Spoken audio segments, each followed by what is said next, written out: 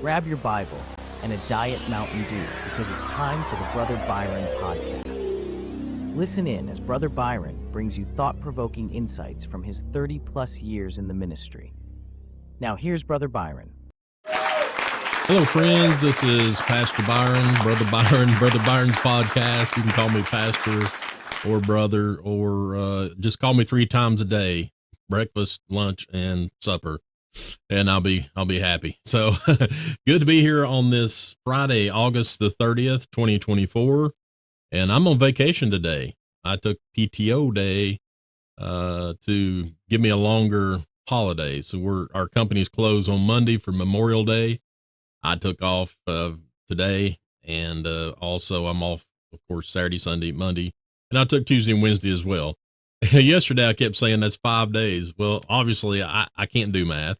That's 6 days, but, it is what it is, but I am glad to be here today.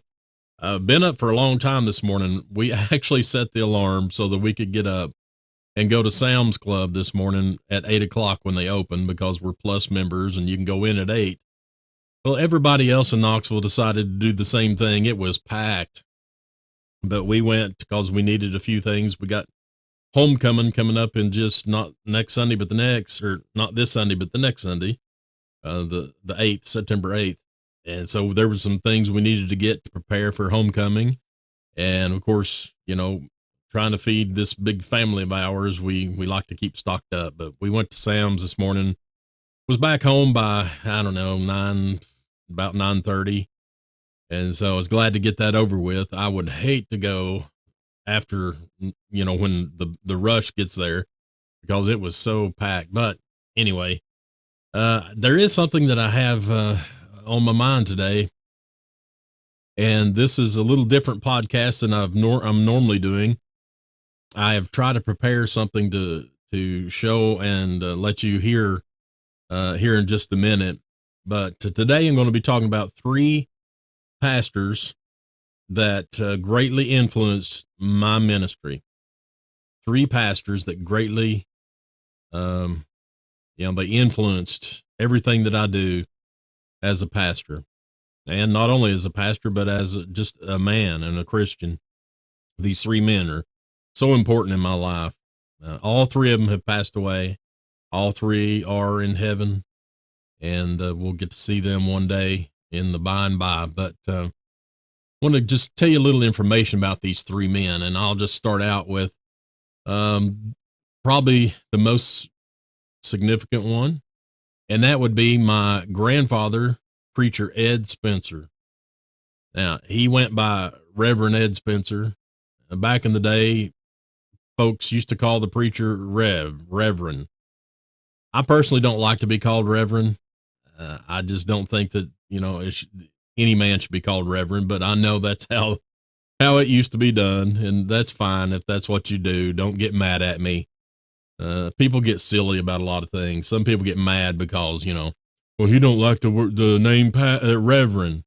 I really don't. And there's some reasons, and I could give the biblical reasons for you if you'd like, but I prefer being called brother or pastor. I believe that is the 2 titles that, fit me the best. And so I like Brother Byron. I do have a doctorate degree, but don't call me doctor. If I carry around a black bag and start doing operations, then you can start calling me doctor. But until then, don't do it. I'm just Brother Byron.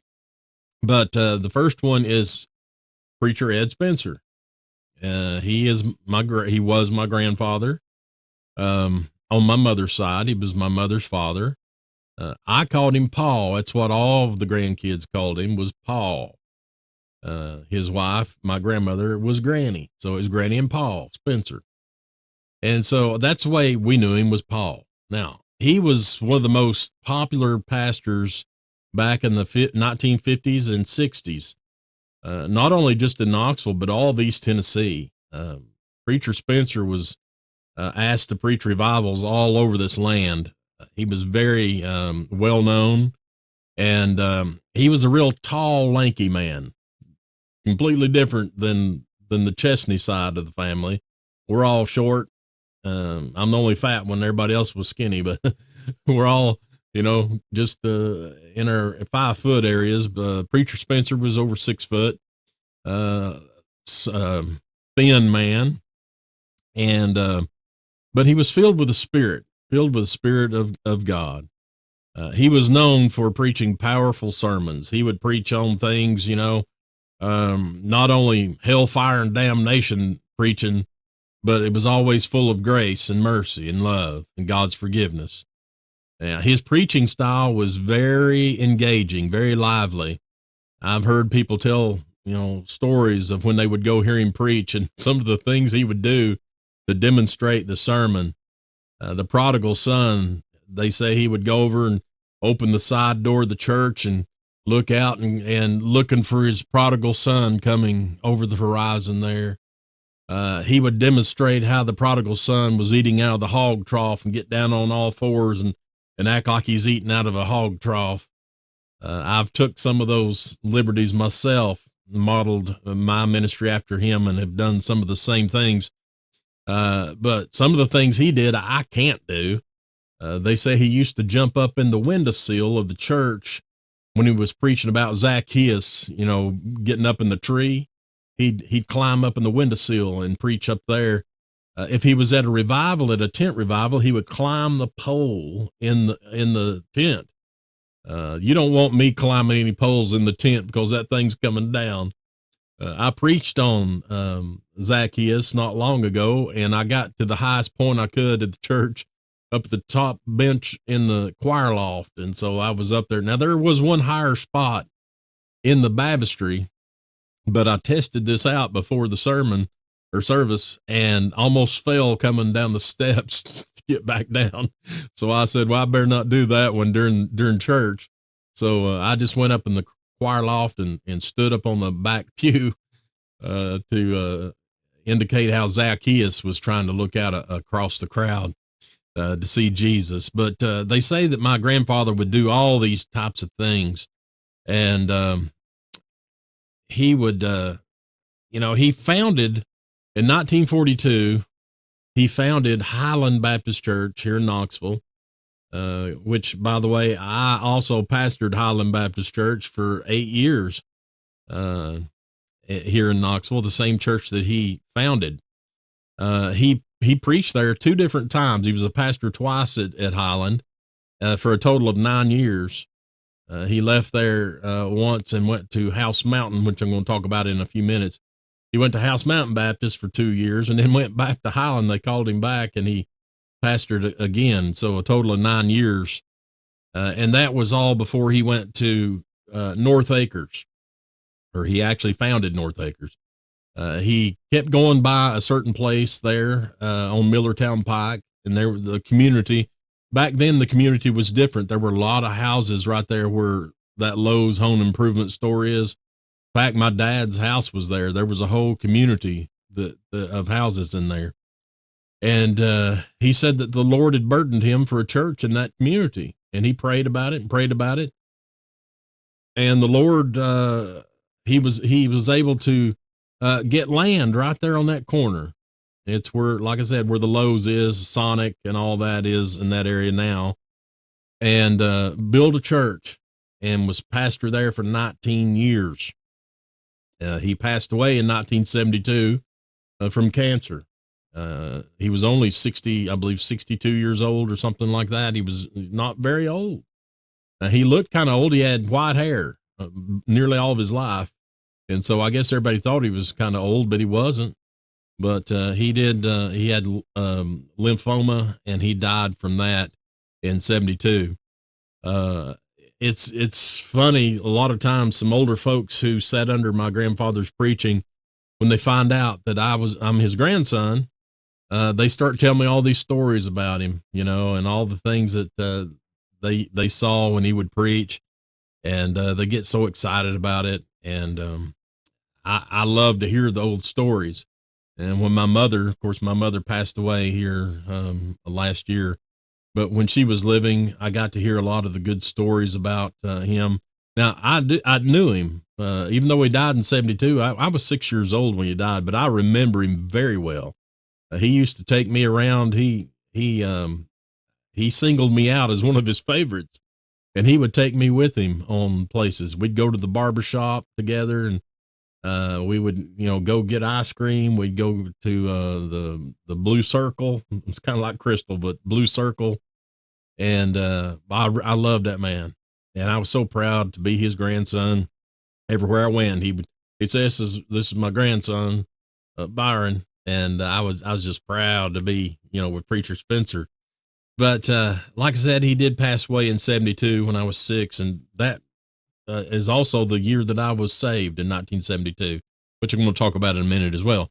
But my grandfather had a unique way about him, and I've got a picture of him, and I'm going to play you just a little snippet of one of his sermons he preached. They used to broadcast their sermons over WKXV radio here in Knoxville from North Acres. They had a system where they did that. And one sermon was called "Neglect Such Great Salvation." And I've got that uploaded. I had the tape. I think my cousin Bradley had the tape, and he gave it to me, and I made an electronic recording and uploaded it. And so I'm going to play you a little snippet from that. I think it's about a minute and a half, and it'll be accompanied with the picture. If this all works right, I've not done this before on a podcast, so hopefully this will work. And you can still hear me and Preacher Spencer at the same time. So I'll click on that now. Just a little while to think on this verse and these words, so great salvation, or neglect so great salvation. First of all, we'd like to look at that word neglect. You see, there's a picture of him there. He's tall and thin. Is one of the things that many times causes much regret. Of all the things that there are in life, there are many things, many cares, many things to do, and many things that we neglect until it's too late. But there's one thing above everything else that's needful. Remember when Mary came to Jesus, and when she sat at the feet of Jesus, I like and to looked listen up to into him. his face, he said of her, he said, "Mary has chosen that good part that shall not be taken away from her." And also he said, that there's one thing that's needful. If there's any one thing that's needful in this life of ours, it's not to neglect out yonder in the time that's to come, the place where we're to spend eternity. Life is short and death is sure. There's one thing that we all have in common, and that is that one day we're going to die, and the Scripture says after death, the judgment. Insomuch that that's the fact this evening, we need to realize that, as the Scripture tells us, how that we'll all stand before the judgment seat of Christ to give an account. And as we are here today, we would just like to go again to this word neglect. What an awful thing it is to neglect salvation, first of all. Yeah. So you see, he had a unique style about him, but that was at the calm part of his sermon. I didn't play you the rest of it. Some of it gets so loud that you can't hardly even understand him. But he does a little bit of hack preaching where he in between his words, or between his words. But wonderful preacher, and loved to hear him. A lot of people did. And so that was the first great influence on me as a pastor. And as a man, I greatly looked up to my grandfather, Ed Spencer. All right, the second one I want to talk about is my great uncle, Adral Glenn Hall, otherwise known as Reverend A.G. Hall. A lot of times back in the day, in the 50s and 60s and such, and 40s, they used the initials of the pastor a lot, I noticed. It would be, A.G. Hall. And a lot of times you hear preachers referred to by their initials. But A.G. Hall, Adral Glenn Hall Sr., he was my great uncle. He had a different style of preaching than my grandfather did. He was more, the best word I can find is cityfied. But he was more of a softer spoken. He didn't do any hacking. He preached pretty calmly, but boy, he was just so smart and preached so good messages. It wasn't so much how great of a preacher he was a good pastor. All people loved Uncle Adral. Now, he was full-time pastor. My grandfather, he worked a job and was pastor, but Uncle Adral, he was a full-time pastor. And so he relied upon the ministry. His wife did not work. My Aunt Parley was his wife. And they loved Uncle Adral. People talk to me even to this day that knew him, people at our church at Northside that knew him because he pastored there back in the 40s, from 1945 to 1950. He was the pastor at Northside Baptist Church. And some people that still go there knew him and remember him well. And they talk about how good of a pastor he was. He would come and spend time with them if they had any need. He would, bring people to church if they didn't have a ride. He was always there. I remember going to on visits with him.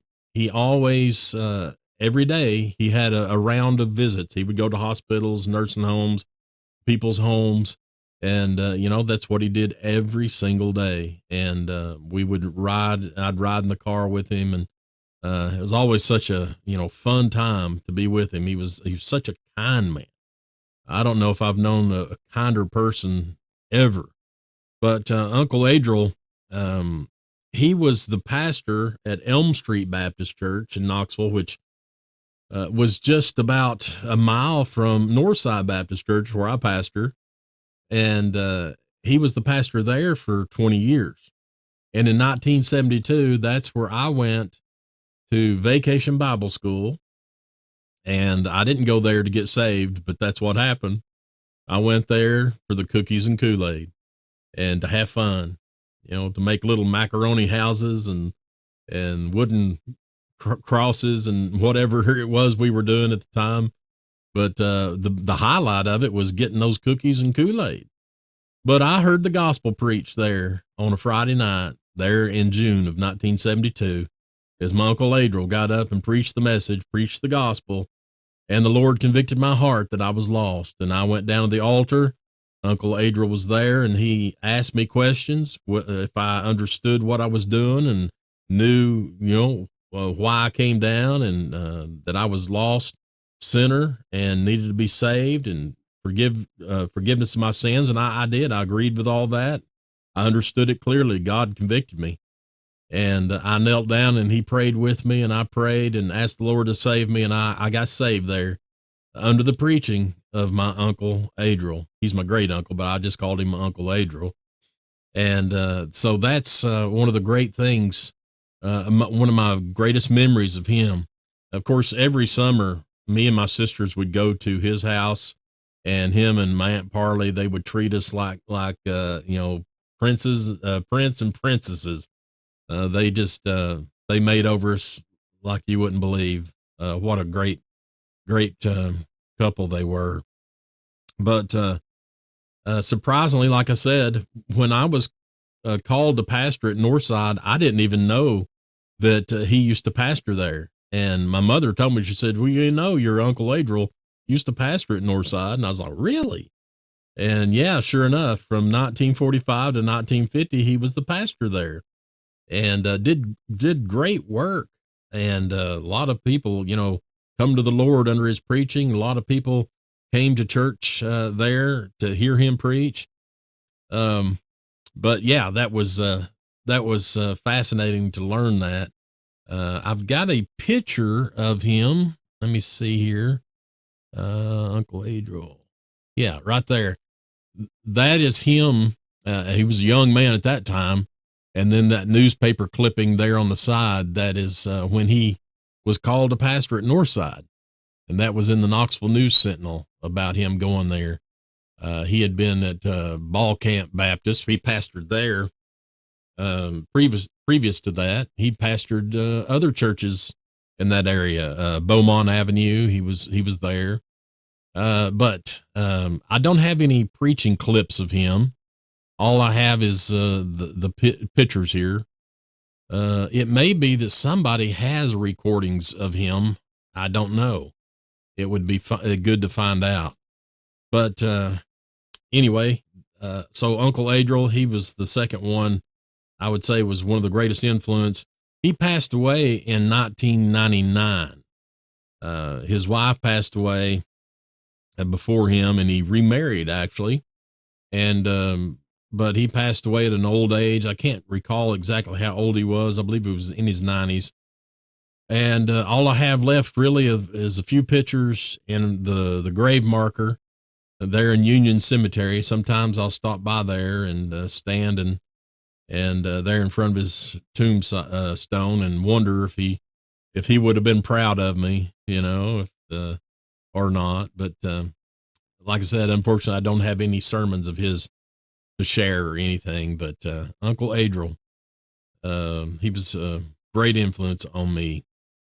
And the third and last one I want to talk about today, and I might make this a series. There's a lot of preachers and pastors who have influenced me over the years that I'd like to talk about, but these three were the ones really mainly on my list I wanted to mention today.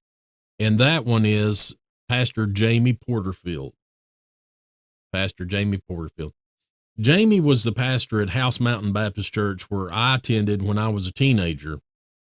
And then later on in life, we attended there as well. My wife and I, and my mother and father, we attended House Mountain.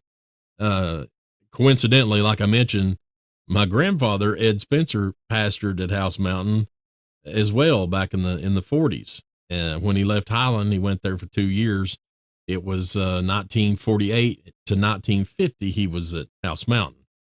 But anyway, Jamie came to our church as the pastor, and oh man, what a great man that he was! What a great pastor, great preacher, wonderful singer. He was incredibly talented in the singing department. He was good enough to make professional recordings, and he could have been a professional singer, no doubt. He did make CDs. I've got some, but his true calling was preaching. Pastoring. His sermons were always filled with such great compassion. He genuinely cared about people and wanted to help other people grow in Christ. He took me under his wing. I told you before about when I was called to preach, I didn't really have a Paul, and I was a Timothy and I needed a Paul. Well, Jamie was going to be the Paul for me, but he left the church before that happened, and after his son got killed. So I didn't get enough time with Brother Jamie, but he took special interest in me. At the time, before I was called to preach, I was the choir director, the music minister. And I told you something about that yesterday, I believe, about when God called me, and I couldn't believe it. But I didn't mention the music. I think I was talking about Sunday school teacher, because that happened too. But anyway, to lead the music, I was leading the congregation, and Pastor Porterfield, he would take me aside and help me. He taught me how to properly lead and, do the time signatures. If it's a 4/4 beat is 1, 2, 3, 4. Yeah. He taught me how to lead like that. And most importantly, he taught me to lead from the heart. So he would bring me books about the hymn writers who wrote the different hymns, and I would read those. He gave me these books, and I would read about, why some hymn writers wrote what they did and how God influenced their lives. And he wanted that to come out in my how I dealt with the music part of the church. And he, always stressed, just lead with your heart, lead with your heart. It was during Jamie's while he was pastor there that I was called to preach.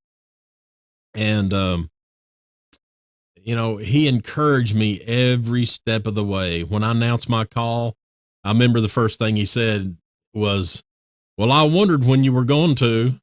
It's about time." But he saw potential in me, and he gave me opportunities to preach.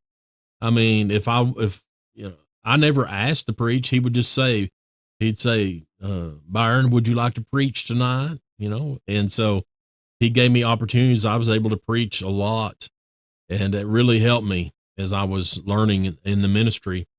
And I'll never forget the terrible time. We were asleep. My wife and I were asleep one night, and the telephone rang. And it was someone telling me, it was one of the deacons, and he said, Brother Jamie's son, Joe, has died. He had driven across the mountain to see his girlfriend, and he drove back late and was extremely sleepy, and he was going down Chapman Highway, fell asleep. His car went off the road and he hit a telephone pole, and it killed him instantly. It was an awful, awful thing. I remember having to call people that night and let them know what had happened.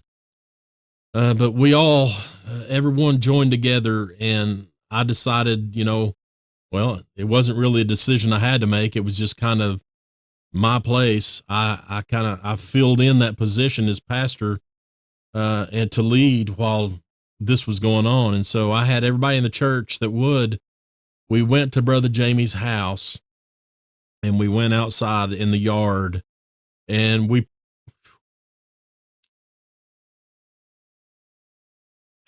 excuse me. And so we prayed for him. And, despite his grief, Brother Jamie came out of the house, and he thanked me for stepping up. He said, Byron, I want to thank you for stepping up and helping out where it was needed. And, anyway, it wasn't too long after that Brother Jamie resigned from our church. I believe there was just too many memories, too many things there. He wanted to be closer to home, and he did. He became a pastor at another church in South Knoxville, which was where he lived. He lived out there closer, and he started pastoring somewhere else. But when he left the church, they put me in as the interim pastor. And so I was the interim pastor there at House Mountain for a year before they called someone else to pastor the church. And so, I saw Jamie just one more time after he left the church. I was going through a struggle, and it was after I was finished being the interim pastor at the church. I was struggling with some things, and I went to his house, and he sat down with me out in the yard. There was a big rock in his yard, and we sat down on it, and we talked for probably an hour or more. And he helped me so much, just gave me such calmness, and prayed for me and prayed with me. And he really helped me through a personal struggle that I was going through. And I don't know what I would have done without him. And unfortunately, 3 years after that, 3 years after I'd visited with him, Jamie passed away with cancer. Seems like my microphone keeps wanting to cut out again. I hope it's not, but anyway, Jamie's been gone for quite some time now, and I miss him. I think about him a lot. He just had such a profound effect on me as a pastor, as a preacher, as just a leader in the church, and what it means to be a good man. And I miss him. But I do have some clips of Brother Jamie, and hopefully this thing keeps messing up, and I apologize for it. I'm not sure what's going on with it. I'm going to have to get a new one, I guess. But anyway, I want to play you. I know this has gone quite some time. We've already been going 30 minutes now. But I want to first play you a little snippet of Brother Jamie Porterfield, his preaching. This message was, "Be still and know that I am God." And I'll just play that for you right quick. And there's a picture of him as well. Message is from Psalms chapter 46. But tonight I want us to focus our attention on verse number 10. And there God said, "Be still and know that I am God." There's a little bit of background noise. This was a cassette tape that I digitally transferred. God is our refuge. God is our strength. He's a very present help in trouble. He's always there. There's never a time in our lives that God is not with us. This was after his son Joe had passed away, by the way. For us. And I want you to notice that in verse number 6, he said, the heathen rage, the kingdoms were moved, he uttered his voice, and the earth melted. Do you realize that the God that we serve tonight is the God that created everything? And at an instant, God can speak, and whatever God wills, that will happen. If God were to speak and say, I want the earth destroyed, immediately the earth would exist no more. Yeah. God is, and God will always be. I want to speak tonight for just a few minutes on be still and know that I'm God. All right. So that was Brother Jamie Porterfield preaching, and he always did an amazing job. Loved hearing him preach. But, I mentioned that he was a great singer. Let me play this little clip. It's the first verse of Amazing Grace. This was off of a CD that he made, and I think you'll agree with me. He could have been a professional singer. And let's see, here we go right here. Amazing grace, how sweet the sound that saved a wretch like me. I once was lost, but now I'm found. I was blind, but now I see. Wow. You talk about a voice. That man could sing. I sure do miss him. Loved him. Loved all these men. But I guess we'll just end it today.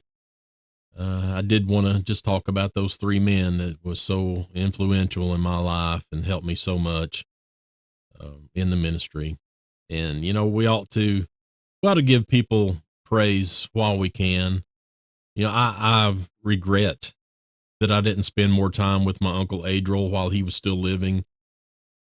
I just didn't. Once I got older and got married and things, just didn't do that.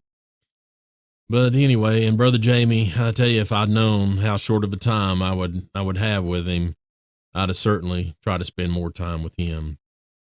But if there's men like that in your life, someone that greatly influences you, that you love, let them know. Let them know before it's too late. That there's a song, something about don't put flowers on my grave. Give them to me while I'm living. And we ought to think about that more. Well, anyway, hope you're having a great weekend on this Friday and Saturday and Sunday. Don't forget church Sunday. I know it's Labor Day weekend, but don't lay out of church just because it's Labor Day. Come to church. And I know people say, I wasn't laying out. Well, whatever. If you can't come, I understand. But if you can come to church, come to church. Don't go on do so much stuff for Labor Day that you forget all about the Lord. But anyway, come to our church if you don't have one to go to. Northside Baptist Church, 201 Bernard Avenue, Knoxville, Tennessee, 37917. And I believe you'll have a good time, and we'd appreciate you coming, and we'll treat you just like family. And until next time, this is Brother Byron, and I am out.